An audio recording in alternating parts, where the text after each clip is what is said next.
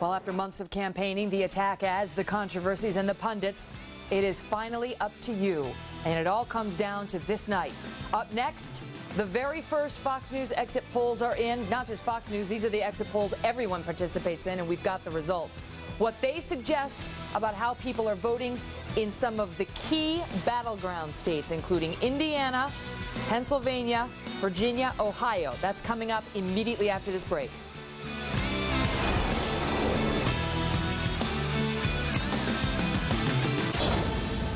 Fox News Alert, there is breaking election news right now and brand new exit poll results streaming into Fox from several of the key battleground states, including Ohio, Indiana, and Virginia. We're going to break the numbers down for you now inside the strategy room.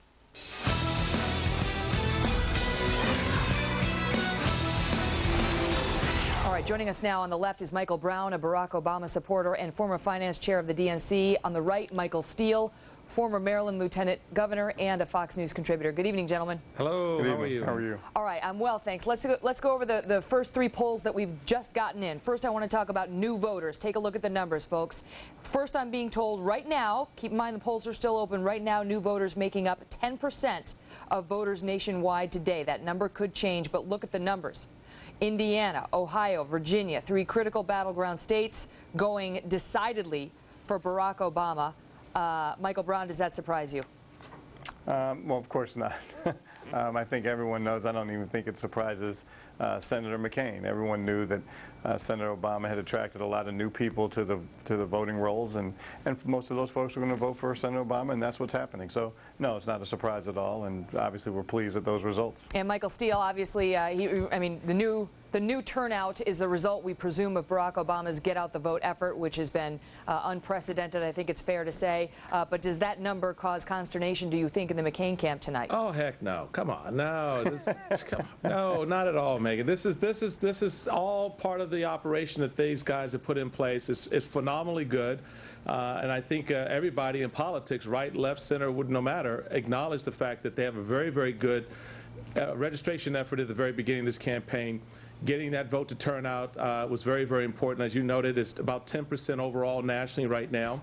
Will it be critical in some of these close states? Absolutely will be. But I think you also cannot undersell the fact that the McCain campaign, the Republican Party across the country, also have a very good get out the vote effort. You're focusing on new voters. Let's look at the total of all voters and how they actually come out at the end of the day. All right, and speaking of all voters, let's get to the next result, and that is white men. This has been a trouble spot in some states for Barack Obama. Take a look at the numbers tonight, at least in Indiana, Ohio, and Virginia. We started with these because these are the critical states that close first or early on in the evening that we're looking at. McCain has a healthy margin among white men in Indiana, in Ohio, and considerable margin in Virginia. Michael Steele, what does that tell you? It's, well, again, it goes to, I think, the case that Hillary Clinton was making before about being able to close the deal with the voters. And it'll be interesting to see how other segments of the voting population break out over the course of the evening. But it doesn't surprise me necessarily because a lot of those white men in those areas that you're talking about are rather blue-collar individuals. And so it doesn't surprise me, particularly in a state like Virginia, and it's something I've been saying for a while.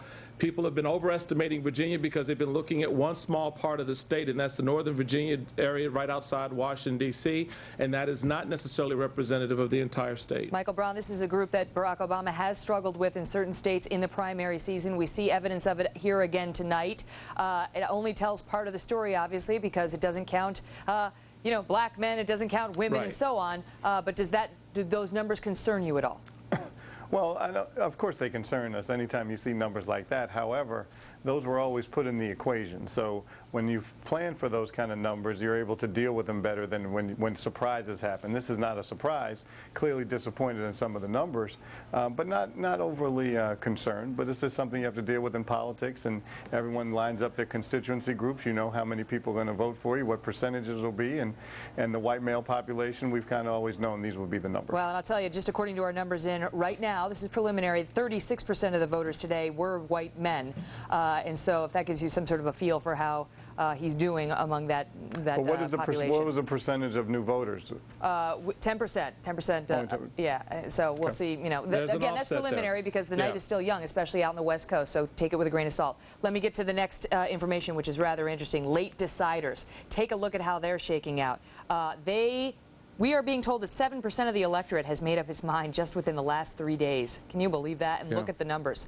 Indiana, late breakers, going for Barack Obama. Ohio, going for Barack Obama. Only in Virginia, among these 3 states, are the late deciders voting for John McCain. Michael Steele, explain that. Well, it goes to what I was saying just now about Virginia. I think a lot of people have overestimated the stake involving Virginia, and the reality of it is the state is still got a little bit of red running through its veins, and I think that that's shown in those numbers there. And those late deciders, and this is the one thing that's very critical. You know this, Megan. There's always been this significant number of undecided voters sitting on the fence, and the fact that they're breaking, it's almost a 50-50 split in some respects when you look at some of the other states, but in places like Virginia, which are so critical, that's a good number for John McCain, and we'll see how it plays out, as you noted, as the evening goes on. But that's a very good start for John McCain, looking at a critical state like Virginia. Certainly in Virginia, but look at the Ohio number, Michael Brown. Late deciders going decidedly for Barack Obama.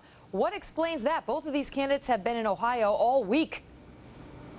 Well, you know, it's interesting. Again, when you put your constituency groups on the table, you hope you do well. And clearly, I'm sure Senator Obama is pleased with these kind of numbers, but especially it's the late deciders. What do you think it was about the race in Ohio is tight, according to virtually every poll? Well, I think the last couple days, I think Senator Obama's message has been extremely crisp and clear. And I don't know if Senator McCain's has been as crisp, and that's why I think so many folks are allowed late deciders. And I guess we have to see if this is going to be a trend across the country, because the last couple days, Senator Obama has been fabulous on the stump, and I don't know if Senator McCain has been able to keep up. He's had a lot of events. Oh, Senator McCain has kept up just fine, Michael. I don't know if his message has been that clear. Well, Michael Steele, go ahead and respond to that, because we've taken a lot of John McCain events, and he's been fired up, but is his message getting through? I think his message has gotten through, and I think there are a lot of things that are kind of coming to the table for these undecided voters. One of it is obviously the economy. The other is the historic nature of this moment that we confront. There are a whole lot of factors that come into play, but I think in terms of both of these candidates, they ended with their A game. There's no doubt about that. I think both of them have been very crisp. They've both been very clear. And now the voters are really kind of honing in these final hour and a half that's left on the East Coast to go to the polls and vote. And it'll be interesting to see how that plays out. But I think they've both been very, very good in the final bell in this campaign. I want to underscore a couple of points for our viewers. Number one, Barack Obama tends to do better in these exit polls than he tends to perform. However, some of these exit polls are believed to perhaps understate the support for Barack Obama because they're taken on the day of, and a lot of his voters voted beforehand. So there are weights on both sides causing us to have, well, take these with a grain of salt is what I'm trying to say. Yeah, I think that's a very good point, Megan. And the voters need to understand, don't weigh these exit polls the way you would other things, because it's all over the map. Yeah, it's interesting because you want to read the tea leaves, but the tea leaves may not give us the right information. So we can't help ourselves, but we're going to do it. Quickly, Michael Brown, then I got to go. Well, the same issue we don't know how many people are lying to pollsters. Just because they're telling the exit polls doesn't mean those are accurate. We won't know until later. Michael Brown, what say you about the American electorate? Way to leave it on a nasty note. Hey, Michael, good luck tonight. Sorry, there is history to this. This is not me making it up. There's some history. Right. Hey, Michael, good luck in that little local thing you're involved in, okay? All right, Thank you, Lieutenant Governor. I appreciate that. Gotta go. Michael Squared, thank you so much. Okay, we do know voters are still in lines basically from coast to coast right now. Remember back to 2004 when the lines went very long in the state of Ohio. It took about 3 hours to process everybody and get that vote tally back. If that's what you're looking at tonight, if polling closes in Ohio at 7:30, I mean, there's a possibility and a chance that the real tabulation, the real numbers from the Buckeye State may not come deep into the night. It happened 4 years ago that way because the lines were so long. We'll see if that follows suit. I mentioned that because that's really the only example we have is to reflect on 4 years ago, because 4 years ago it showed John Kerry up by 5, the polling. During the exit polling, at this point in the night. You're right about that. And we all know what happened there. We also know what happened 8 years ago in Palm Beach County. Take a look now live.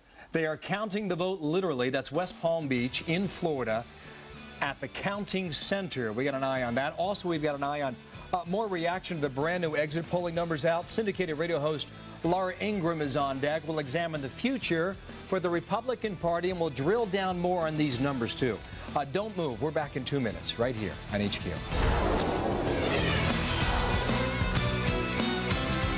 Tonight, Brit Hume leads the most powerful team in politics. Live with exit polls, breaking down every scenario. Plus, inside the Senate and House races, as results come in, we've got you covered. America's election headquarters. Be here.